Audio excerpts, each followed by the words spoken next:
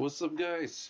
Another video, and today we got some good news. Yesterday on stream I was already talking about, like, man, I hope it for season 12 they start up with like developer node, they give some new stuff they want to do, and they're gonna change some stuff. And I was like, I'm hoping for it, but it probably won't happen. Next day I wake up, boom, some good stuff. So I already read through the thing. I'm gonna give like a little bit of TLDR and stuff.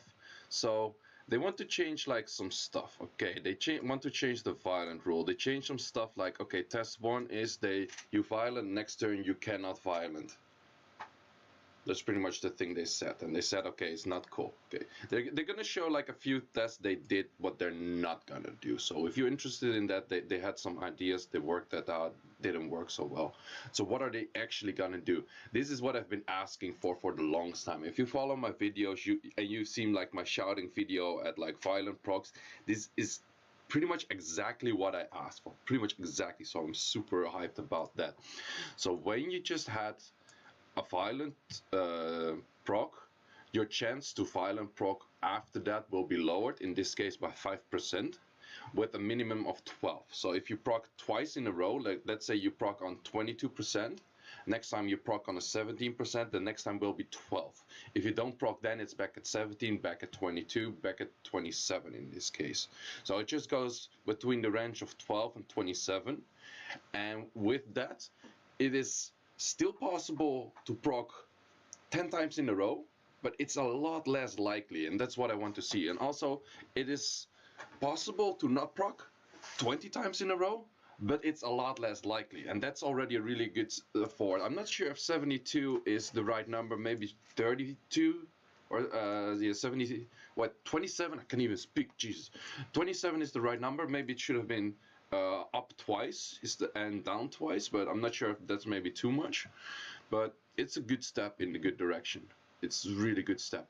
Only thing I am missing here, small side note, despair and resistance procs.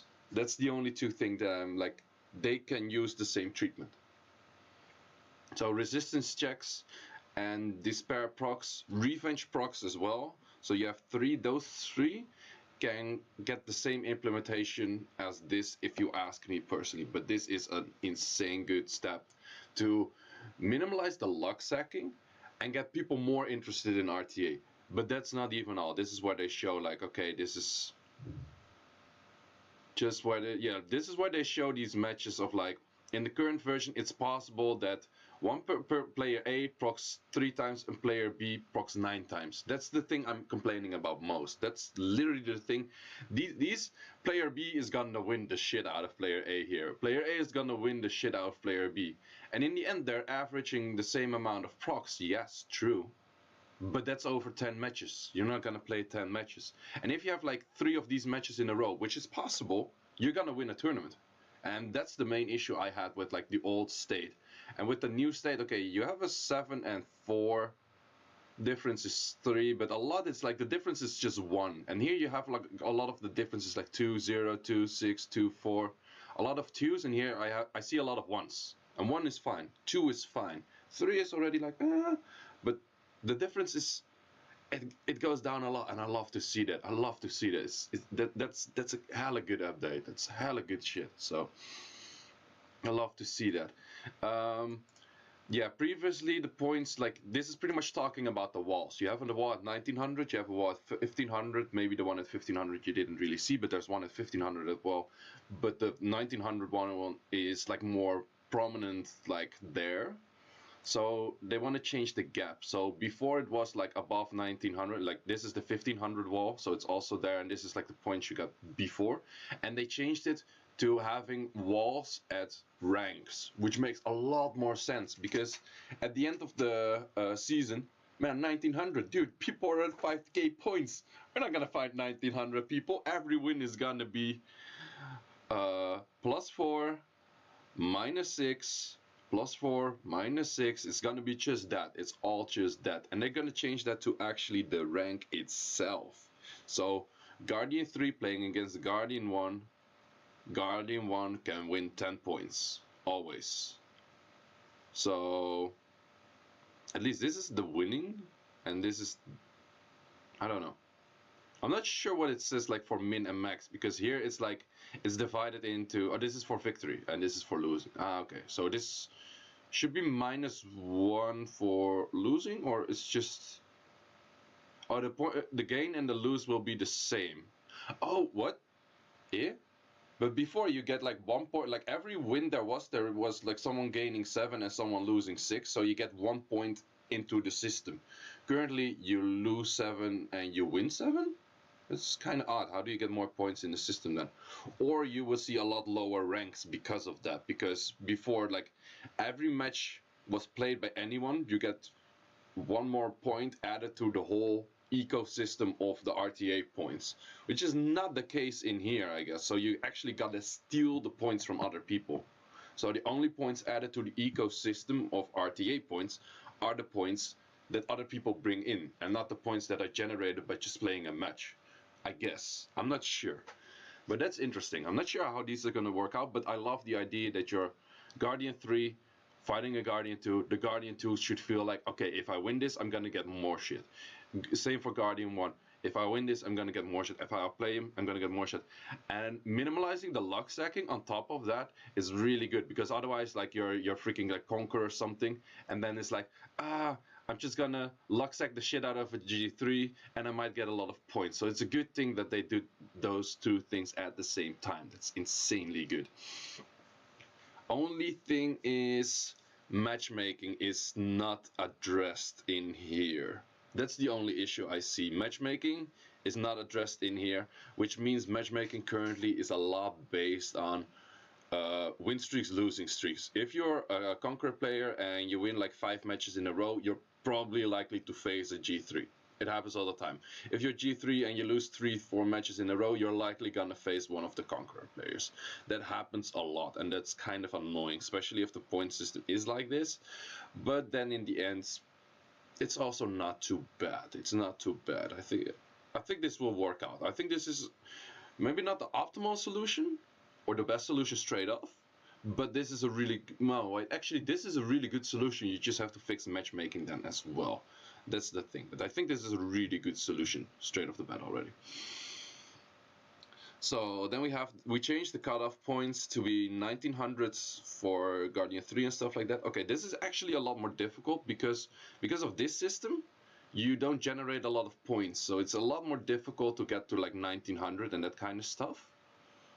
So it's more difficult to get G3, but it also makes sense that you have like steps in between. Like everything has steps in between, so that only just makes sense. That only just makes sense. And then we have something which is really interesting as well. They're gonna make a difference between the runes you use for RTA and the runes you use for World Arena. And I'm not entirely sure how this is gonna work out. This is probably gonna be a bitch for people that do the Summoner's War Rune Optimizer, because I don't know, that's just a mess, right? That feels like a mess to have like 2 different sets, so it's maybe difficult to keep track of. I'm not sure how this is implemented in the game, that you have like a switch, like, okay, these are all my these are all my World Arena units and these are all my normal units. But this is actually something interesting for me, because I always said I'm not doing normal Siege because I'm focusing on RTA. I'm not gonna throw my Hathor set, my Gianna set and those kind of sets on Siege units, which are like Skogul, Jean, Com2us, blah blah blah blah blah. Hathor is not used in Siege, so I cannot do Siege, pretty much. This actually allows me to do normal Siege as well.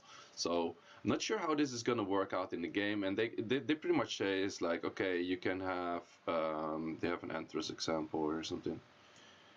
You can equip Violent Runes equipped to Galleon in the Dragon's Lair, equipped to Ganymede and World Arena. So it's not necessarily, you can pretty much, you have, I guess, a copy of every rune you own, and you can place them in 2 different modes. That's kind of the thing, I think, how it works. I'm not 100% sure, but I think you have a copy of every rune, and every unit will be empty for the other mode. The only thing is, how does that work in storage? What if I use more runes for World Arena than I use runes for normal arena? How does that work with storage? Like, do you have 2 storages? Do you have to keep track of 2 storages? Or it feels like a good update, but it feels kind of messy because you think like, okay, I just changed the rune here, and then you go into RTA battle and it's like, oh shit, it's not having that rune. Oh wait, I just did that for the normal things and not for the world arena. So kind of feels messy, but also kind of feels like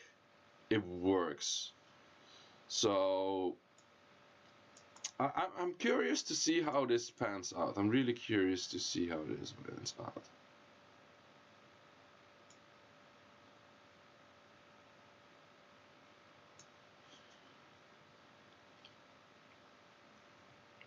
Yeah, I'm only not sure. Are they implementing this everything like right in the new season?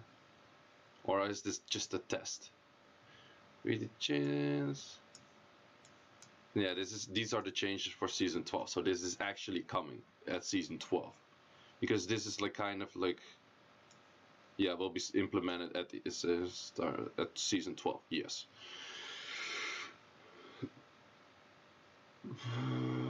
We will be holding an additional special league with the newfound balance so people can experience the new system. An additional? Okay, I see what they do. I see what they do. So they're gonna do another special league? They're gonna do another special league. Okay, that makes sense. That makes sense. So the season actually starts at February. Gives them some more time to fix more skins or something. Yeah, they're busy. They're busy. They're working on good stuff. They're working on good stuff. So the thing is, we get another special league. So special league ends the 23rd of, or at least the tallying of this normal special league that we currently have, the 4-star special league, is ending on the 23rd. Then we have another special league from like 23rd till 5th of February. Then we have like a tally again, and then on the 6th the actual world arena will start. So we will have like some we have like a league in between to test like the new things, and I think that's good. Like, I think the season is long enough. You can just throw the season at us, and if we mess around and mess up at the start, like, who gives a damn? The season is 3 months anyways. But I think it gives a fair shot at this. And I think it's also will become like less dominant to just spam all your wings, because currently in the meta a lot of people are complaining like, if you just spam all your wings you're gonna be G3. You have to spam all your wings and get a decent win rate. It's not that simple that you just spam all your wings and you're gonna get G3. But with this system, it will be a lot less likely to be like that. That's gonna change. I'm really curious to see how that's gonna change, and I'm definitely gonna be there to try that shit out. So far, man, sounds like a good update to me. So let me know what you guys think about it. I think the only thing they're missing, the small thing they're missing, is despair, revenge, and resistance checks. Those could be implied to the same mechanic as this, because you can still, for resistance, despair, and revenge checks, it is still possible to have a scenario where you have a lot of differences, and only for violent it's possible. It's like they balance it. They get it closer together. The difference is smaller. Whereas for the other 3, you still have a possibility of higher differences. So maybe if they feel like, hey, this shit is working real good for violent, then we're gonna do it for resist, despair, and any like chance differences check. We're gonna do it like this and remove like this. But they still have 3 other things, less dominant, but still really active and still really important. How much despair, how much revenge, how much. Because a third that's revenging 4 times in a row is still BS. That's pretty much possible with this. That's less likely with this. So that's why I hope they add in this for those kind of things. But that's all for the video right now. Insanely good patch, super hyped. This is exactly what I've been asking for. You can check my other video. This is exactly what I've been asking for. So I'm super psyched about this.